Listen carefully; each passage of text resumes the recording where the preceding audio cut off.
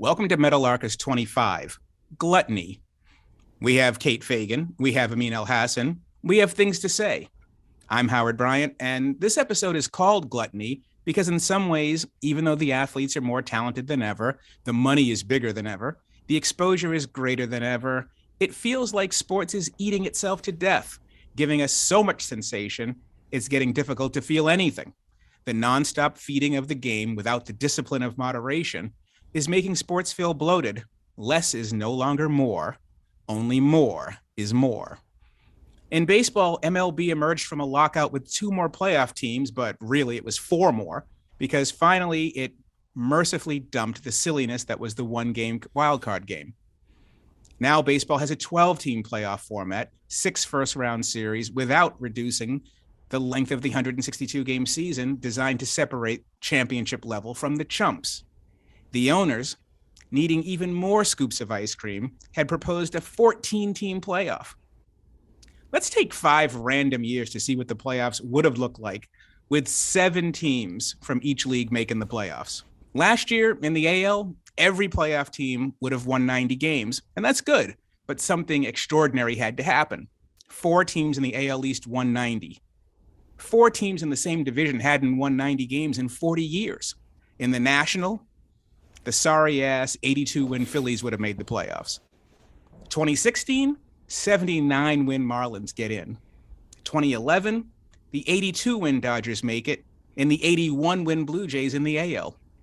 Say 2007, the 84-win Braves, and 1999, 78-win Pittsburgh Pirates.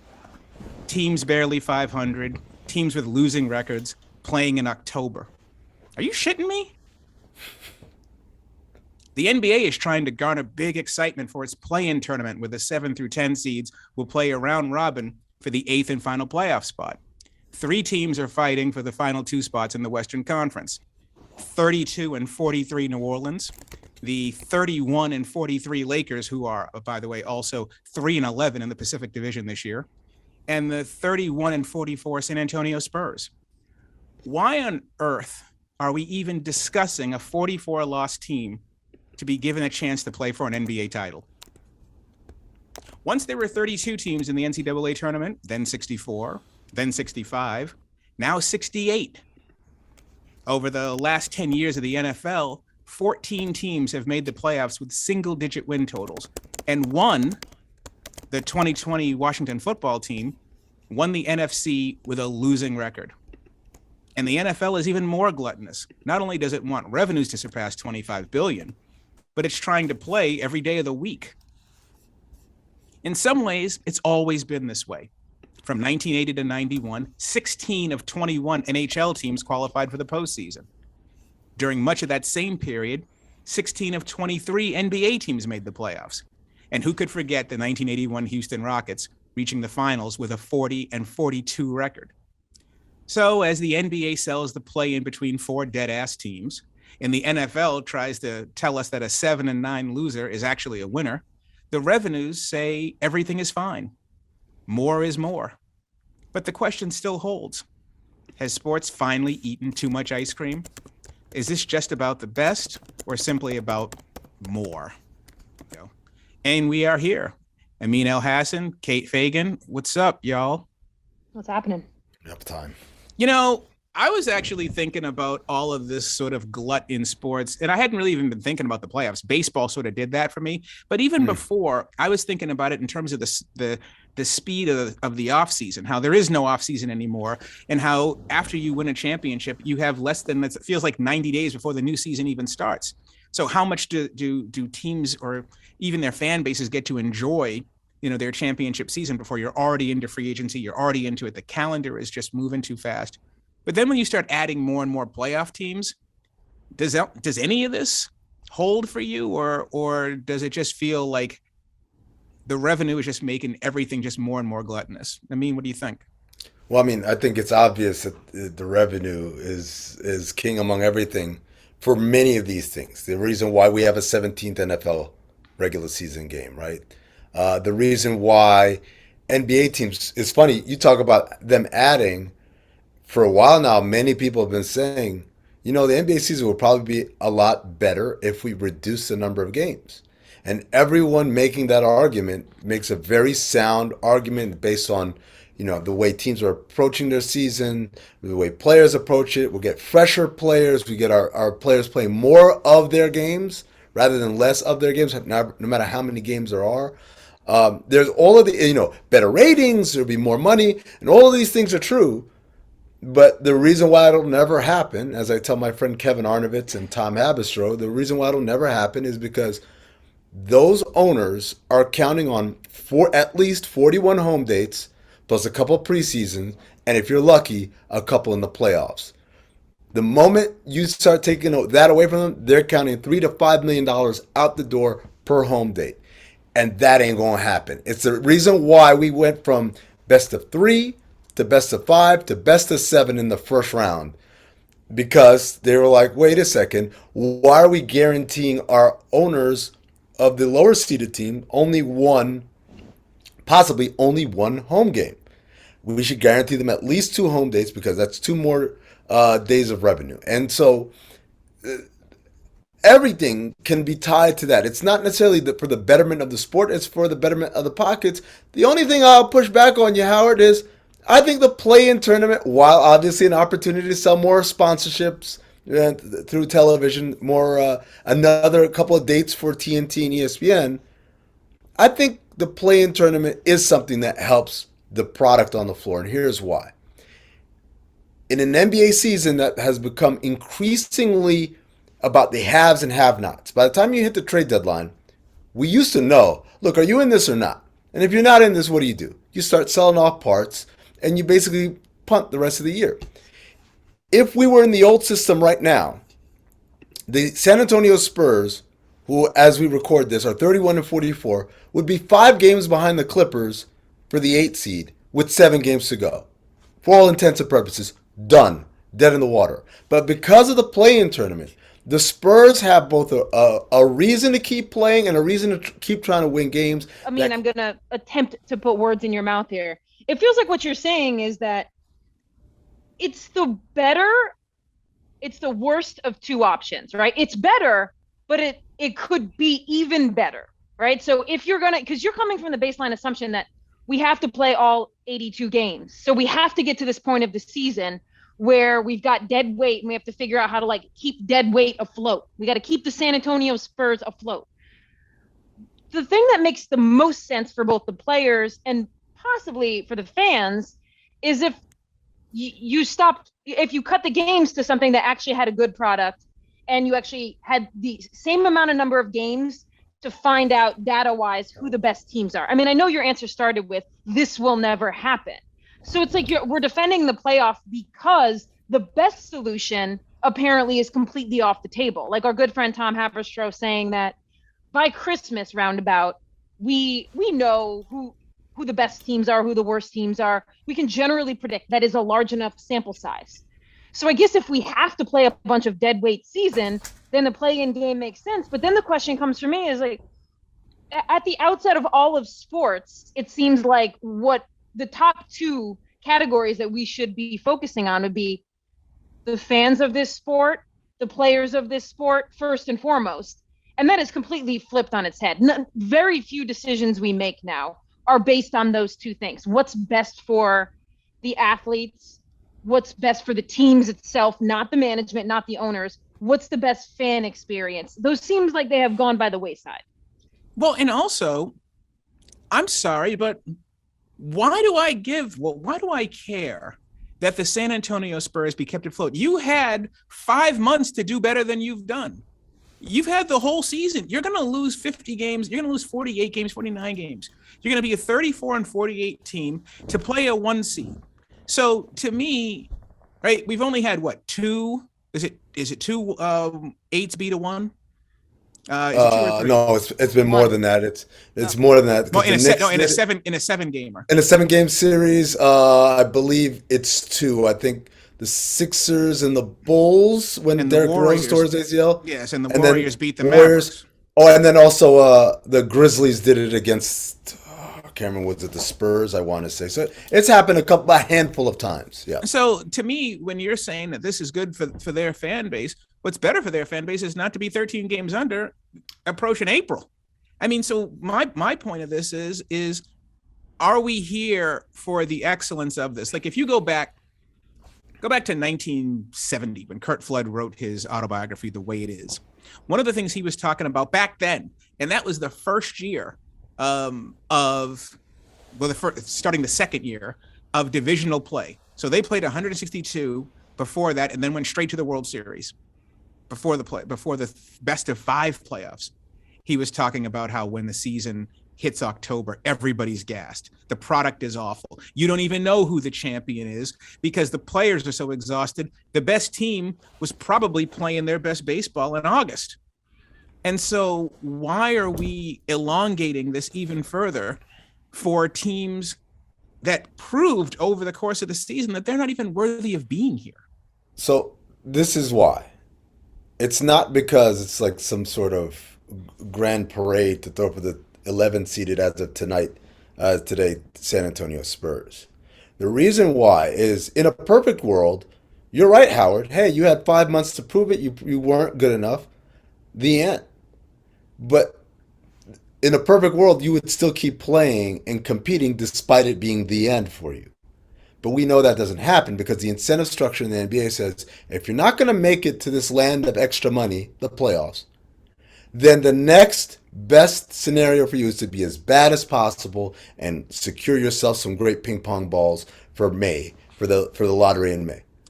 That's the anti-tanking argument that the 7-10 helps you play enough. Yeah. So you're going to play more games. It makes you play it honest until the bitter end. So the Houston Rockets, the Orlando Magic, they're done. The Knicks, they're done. They know it. And they can do the thing where, Bradley Beal's out for the year. And, they can do all those things. But the Spurs, the Pelicans, who looked dead in the water not too long ago, I would say at the All-Star, right before the trade deadline, they looked dead in the water. In a regular year, they probably wave a white flag. But because they don't, 2 things happen. One, we don't get the usual trade deadline shenanigans of, okay, my season's over. Which one of you contenders wants my best player? Which is what happens, or used to happen a lot. Now, because more and more teams feel like they're quote-unquote still in it, they're not doing the fire sale anymore. Quite the opposite. We have a system where more teams are buyers now, where even those ones on the fringes, like a Pelicans team, that looks at CJ McCollum and says, this guy can not only help my program in the long run, but hell, I think he can help us right now. And so we're willing to move a heart. We're willing to move, pieces to bring back someone who can help us right now. And what that does, again, it makes the games meaningful. The games are already on the docket. Now, Kate, you're right in that, hey, if we had less regular season games, we get a higher quality product. But I submit to you that what would happen is the same thing that's happening now. Meaning, if we hit a point by pre-trade deadline time, whatever that is, like let's say it's a 50-game season, 25 games in, we know, okay, our season's not going the way it's supposed to. There is no play-in tournament. You still get the fire sale. You still get the meaningless games in March and April where half the teams are sitting out. You get a game where Klay Thompson and Draymond Green and all these other guys sit out. You still get those. The thing that keeps them engaged is the idea that these games matter. And unless you're shrinking to like a 15 or 16 game season, which even hypothetically speaking, I don't think would happen. Forget about the owners. I don't think anyone looks at basketball as a product that can be consumed in that small of an amount of time. You still are dealing with the same issues. So I might sound like company man here, but I'm defending the play-in, man. I think it is. I know it is an opportunity for more revenue, but it also, to me, one of the things that makes it worthwhile for teams to keep playing. Now, if you want to attack something, why do we have 68 teams in a tournament, in the NCAA tournament? That one bothers me more than anything. Okay, we switched gears. But Kate was gearing up. She had both hands on the mic, so I don't want to switch gears until she gets the floor. Yeah, part of my question there, Amin, within this, I think we all understand what the motivation behind the play-in game, as you laid it out. We all on this on this Zoom, on Meadowlarkers here, I'll say, come from childhoods where we didn't need this infrastructure to make sports relevant at every moment of every turn, maximize whatever team we followed. We have to maximize every moment that it's relevant along the calendar year.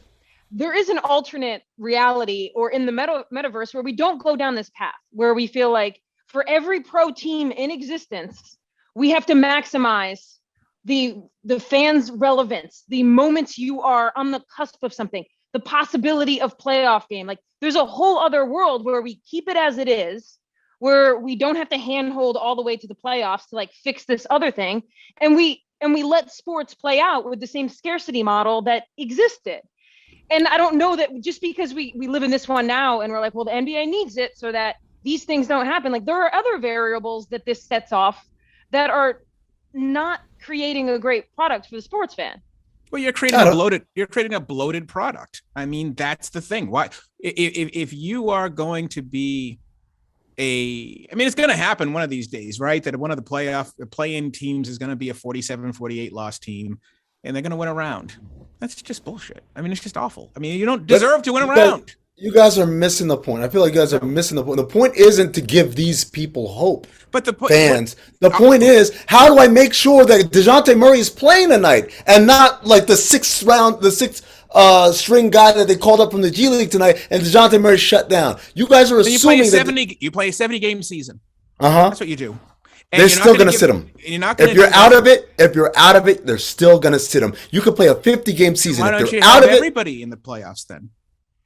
Well, no, because then there, again, it still begets the same issue, which is, okay, I'm guaranteed to be in the playoffs. All right, I don't need to play my guy then. Like I can sit him. The thing that you need to do is provide teams an incentive to keep doing the thing that we all showed up for them to do. I showed up to watch Spurs versus Lakers. I want to see DeJounte Murray. I want to see LeBron James. I don't want to see, Malik Monk versus, choose your own adventure, whoever the, unknown player from the Spurs is. Like, that's the issue. The issue here is how do we incentivize teams not to, hey, you can do this and you can make the playoffs and now your fans have something to look forward to. I just want to make sure that I watch the thing that the same intensity and the same desire to win from a December game as I do in a game in April. So the goal then, by that rationale, the goal is not excellence. The goal is sustainability. To sustain this thing as long as you possibly can, because the whole thing is too long anyway. That the purpose of the regular season, what I'm talking about when you're saying that we're missing the boat, my point of what the boat is value of why you're watching this drama of the regular season for the right to play for a championship. That's the game, right? That's the entire boat, is you prove yourself during the regular season for the right to play for a championship, not to stay relevant because we need to give somebody incentive in game number 77. And this is especially true in baseball. Now, maybe basketball, this isn't as big a deal, but think about this in baseball. The reason why the regular season is so damn important in baseball is because baseball is the only sport where you do not run your best team out there every night. Mm-hmm. If Pedro Martinez is your best player, you're only running your best team out there 20% of the whole season. Mm-hmm. So you don't deserve the chance to play in a tournament if you go 162 games and then you've got a team that really hasn't earned it, but they've got the hot guy, like in the NHL. You've got Dominik Hasek, you've got a hot goalie. Now suddenly anything's possible when you sucked all season. I mean, this is the purpose of why we're having a regular season. And to me, the real sort of question, the real balancing act here is value of why we're watching during the year. Baseball had been fighting for the last decade to say we have to give this first place thing meaning, because for 150 years, coming in first place was what really mattered. So what did they do? Mm-hmm. They said, okay, if you're not going to win your division, we're going to make you play one game. We're going to actually change the rules for a postseason team, that we're penalizing one postseason team for not winning their division. I didn't like that because I always felt like a playoff team was a playoff team. But at the end of 162 games, what is the purpose of why we're here from day one? I think I think that's the part where you're almost taking it for granted that the purpose of why we're here from day one is what it should be. Is to win. Right. That's to win. That's And exactly that's right. my point. That's exactly right, which is an Yeah. incredibly cynical thing. And we have to, I guess, Kate, my question for you is, are we as Meadowlarkers and fans and everything else and journalists, whatever you want, whatever hat you want to wear, are we here to exist in the cynical world of the way the business runs? Or do we have our own reasons for watching? And if those reasons get taken away, do we watch less, or do we say, okay, well, this is the business. This is why they're making us watch. We'll keep watching. Because to me personally, when the NFL kept pushing toward, when they kept going salary cap and they were adding all of these restrictions, so essentially everybody could go 8-8. I care less about the game. Right. Yeah, and that's the Amin, I don't think it's that Howard and I don't understand why the NBA has the play-in game. I mean, I understand all the levers we're pulling and the mechanisms. It's more pulling back and asking the question, like, have we changed those levers and those mechanisms for the right reason? Because I know a lot on this podcast we talk about, I don't want it always to be like, well, nostalgia, and this is how I remember it, but I do think that there is a long-term story arc that people are paying attention to sports for, or that they have before, right. That you are committed for the long haul with a team. And therefore, some of the down years, it's okay. I don't need my team to be the 10 seed and have a one-game play-in if that is not the evolutionary process that my long-term story arc of a team was supposed to go through. Like, I don't want necessarily to see the terrible years, but like, I'm there for them because it's all part of like an ebb and flow of following a team long term. Now, I would say that now that sports has gone to basically every day, all of the time, it's hard to follow the long-term story arcs. They've sort of been pulled away from you unless you're like incredible. That's all you're locked into. I used to wake up on Sunday morning and be like, oh, football day. This is when I watch the Giants. Like, I don't feel that way anymore. It's all been, the market has been so flooded that the long-term engagement and storytelling in sports feels like it has fallen by the wayside. Well, the problem with that is because the options you have available to you have grown exponentially since you were a kid. It used to be Sunday's NFL day, and if you flip the channel to any one of the other channels, it was usually some boring programming because nobody wants to go up against the NFL on Sunday, right? Now, think of all the things you could be doing other than watching the game on Sunday. You could be binging something on Netflix. You could be playing video games. There's just we are bombarded with more options, and not just. Sometimes we make it seem like low quality, like just flooded with just generic stuff. No, there are high quality alternatives to watching a football game on Sunday. There are high quality alternatives to watching an NBA game. So you have to do whatever you can to eat up in those margins and to create the thing where you never go away from top of mind. The goal of all of these sports, all of these industries, is to make you an everyday consumer, not a consumer from September to February. We want you as the NFL to be consuming our product year round. So when the Super Bowl's over, guess what? We got the Combine. And the Combine's over, guess what? We got the draft. And the draft, OTAs. And that's what they want. They want to create this thing where you don't have, and I guess that's the gluttony. And there's a price to this. That's what this conversation is all about.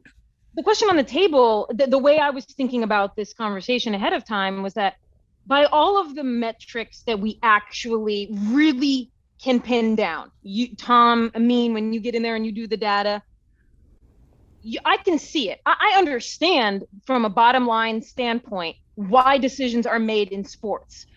The question I'm trying to answer is all of the things we don't have data for. You don't have to. You don't have data to say how I have been changed from a long-term consumer of individual teams with long story arcs, how my consumption of sports, which has diminished dramatically because I don't feel, and I feel casually invested in a lot of things instead of intensely invested in one thing. We don't have data points for the ways in which we might be hurting sports by feeding the other data points. It's absolutely a bell curve. right? At some point, so for instance, think about like what's the most popular TV show on right now? Let's say Game of Thrones. I know it's not Game of Thrones anymore, Euphoria. but let's Euphoria. There you go, Euphoria, right? So Euphoria has I want to say 10 episode season, right? And they control the attention of the entire country, right? We're all watching Euphoria. If Euphoria were able to do that with 5 more extra episodes, right? Let's say they had the actors were there and we had a good enough script or whatever. They do it for those extra 5. They do 15. If they could do it for 20, they do it. But at some point, you're like, oh yeah, more Euphoria episodes. More people are subscribing to HBO or keeping their HBO subscriptions, and we keep the money going. At some point, though, every additional episode, the margin utility goes down. Like, yeah, because now you're doing 25 episodes in a season. The writing has decreased. Not all the actors are around. So we have these weird episodes where, where's Rue? Oh, she had to go away for camp this week. So we're going to just actually focus. filming a movie. Yeah, so we're going to focus on Cassie this week, right? And this is what network television is like, right? Like sitcoms and stuff that comes on CBS, like Blue Bloods, stuff that Stan Van Gundy watches, right? With every additional episode now, the quality is dropping, but we're still making a little bit extra more money from every one that happens. What you're saying, Kate, and I agree with you, is in many of these cases, in these sports, we've passed the top of the bell curve, and now it's decreasing marginal utility for having more and more and more. Whereas if we held back a little, we'd hit that peak where the attention and the money, the efficiency of each individual unit, whether it's a game, whether it's an episode of a show, reaches its highest return. Yeah, go ahead. I was going to say, isn't this analogy that you're making the exact 7-10 playoff tournament? That's the play-in tournament. Okay. It's the part that jumped the shark, right? Like the 7 to 10 is the part that's right. on the wrong side of the bell curve for what I'm talking about, That's not right. for the money, not for Right. all of the variables we've already laid out. Yeah, let me So ask you- this, just like my last rebuttal. My last rebuttal on that. My point is, you're right. Let's using the analogy of a television show. The 25 episodes makes it jump the shark, right? But I submit to you that even if you shrank it back down to the 10 episode run that we see on HBOs and the streamers and all that, even if you shrink it down to 10 episodes, the season still hits a point where somebody by episode 5 realizes, I'm done. And now they're not doing their part anymore. And Kate, the one thing you said, you were like, well, these fans, and they're here for the ups and the downs. You're talking about the fan of the team that's downtrodden. I'm talking about all fans. I'm talking about as someone who watches all the games, or even as someone, let's say I root for the Memphis Grizzlies, and the Grizzlies are playing the Spurs tonight, and the Spurs should be downtrodden. As a Grizzlies fan, of course I want my team to win. But don't you think I'd rather see my team win an exciting game against players that I've heard of? Like, the utility isn't just reserved for the poor team that's not doing well. It's for everybody. We all want to see the best players play at all times. I mean, what did you think of 99, the 50-game season? Oh, I mean, it's hard to judge that because it was 50 games in like 3.5 months. Exactly. You had back-to-back-to-backs. Mm-hmm. The guys were out of shape. Everyone was sloppy. There were so many injuries. Theoretically, I've said that you can do an NBA season, I think, that is somewhere in the realm of 60 games and gets it done. And here's how. I think every fan, no matter who you are, should have at least one opportunity to see every team, right? So you should play every opposite conference team twice. Once at their place, once at your place. The thing that I hated about the lockout seasons was there were fans that were excited to see a LeBron James in 2011, a Michael Jordan, or not Michael Jordan, but an Allen Iverson in 1999 that didn't get to that year because they just, sorry, you lose, you missed out. That's an NFL thing. I don't like that. I like the idea that any fan, any kid in any city in America, And a baseball thing. Yeah, gets at least one crack at seeing every player, all the stars from around the league. But, now the question is, your interconference or interdivisional foes, how many times do I need to see them? Do I need to play them 4 times? Probably not. Probably not. You could probably cut that down and pare that down. But I liked it better when it was 6. I liked it when it was more. When they were like 5, that was terrible. 6 times. Yeah, I remember Orlando and New York playing a million times in '95.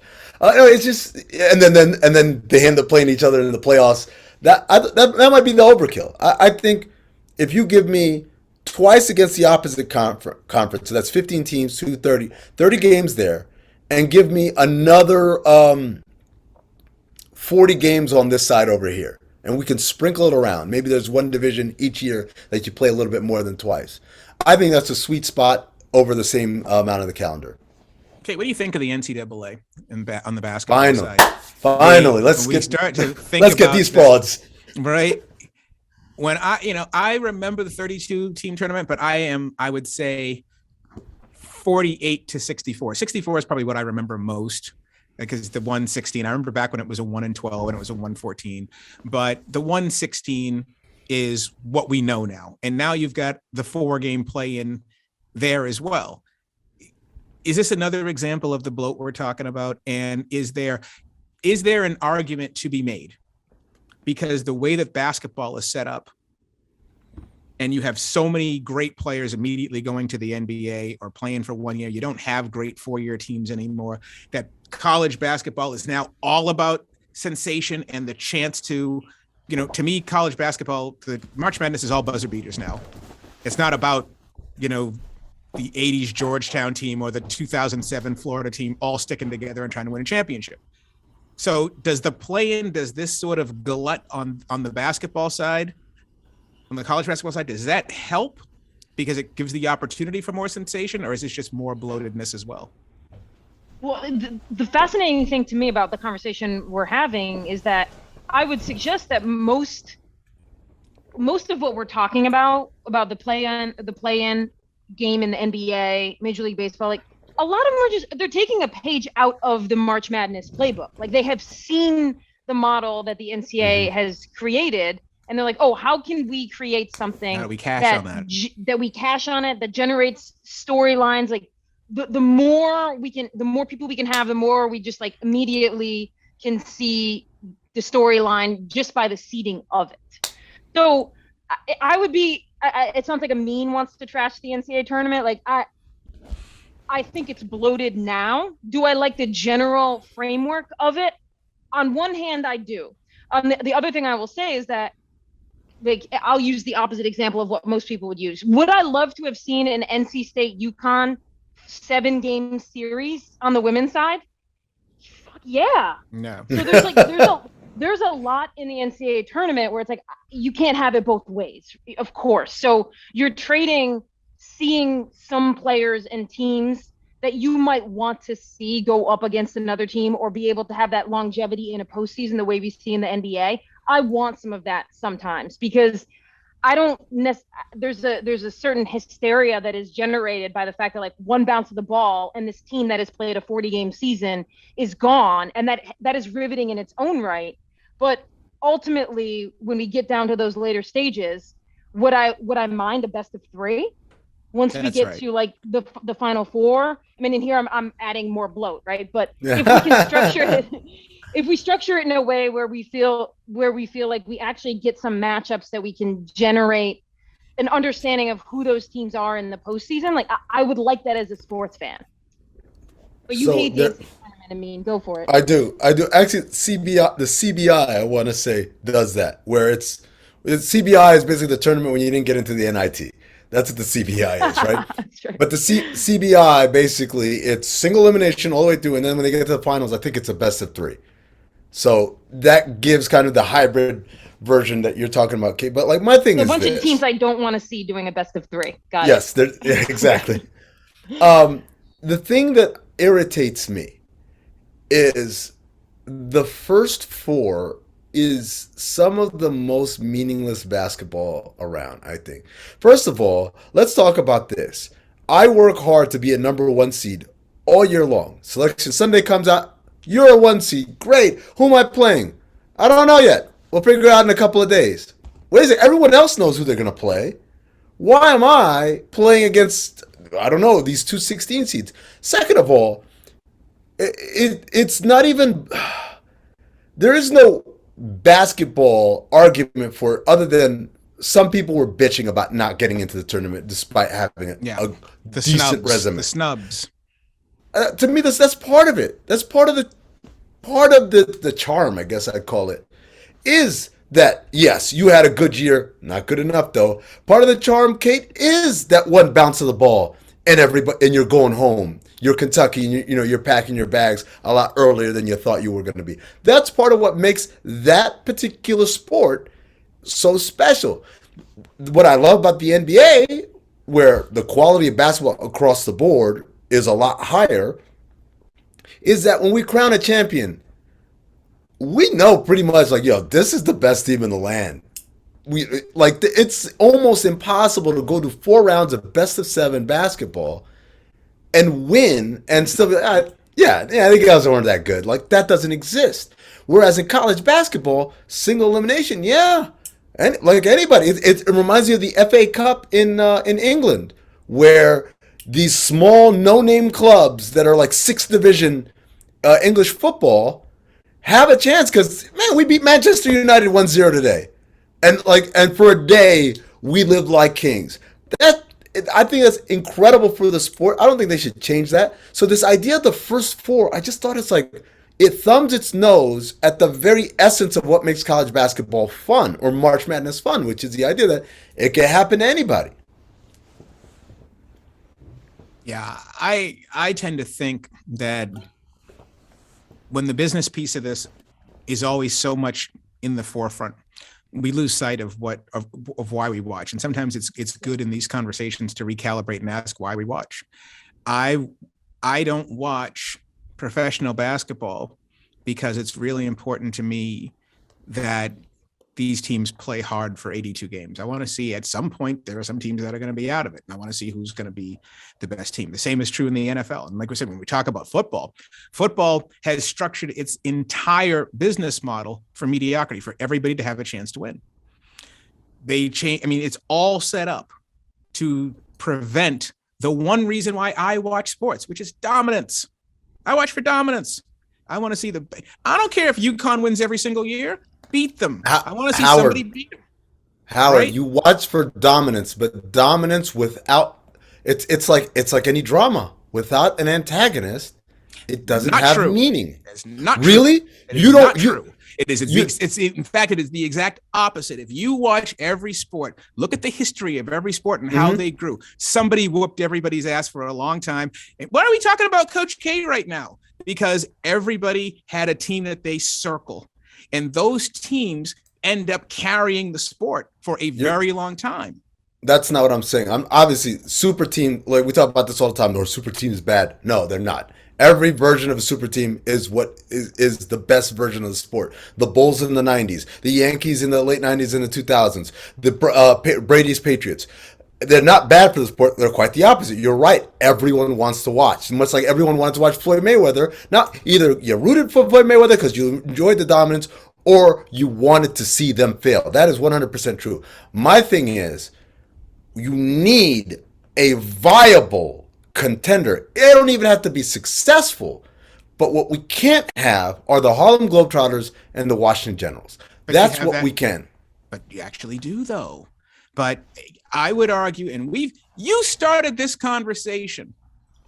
You started this entire conversation saying the one mistake that we're all making here is thinking that they're here for a reason that they're not here. And I said to win. They're not trying to win. How many teams out there? I was watching the NCAA tournament, and Charles Barkley came out and said that he thought that there were 10 to 20 teams who had a chance to win the tournament this year. Okay. And what do we get? We get all the blue chips. We get Blue Bloods plus Villanova, right? How many NBA teams, whether you have a play-in game or not, this season, you've got the Phoenix Suns, who are by far and away the best team in the NBA. They may not, over the course of the regular season, they may not be the best team over 7 games because Milwaukee, who wants to play them? Who wants to play some of these teams? I mean, shit, do you really want to play Brooklyn if they get it together between now and then, right?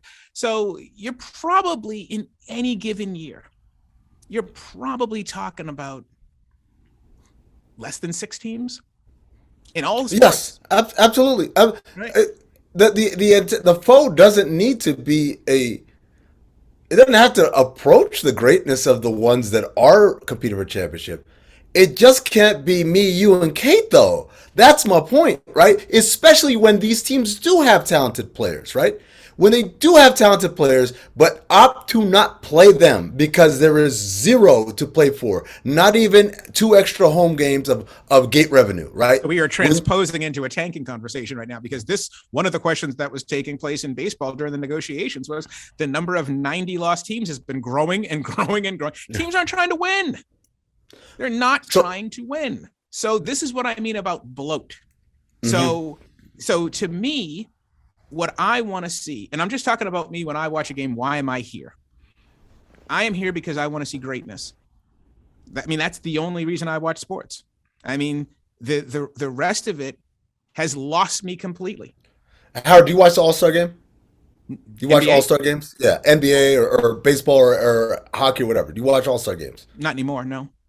Why not? This is greatness. Every player on there is great. Every player on the pitch or on the court is great. Why don't you watch them? Because it depends on your the definition of Kate. greatness there.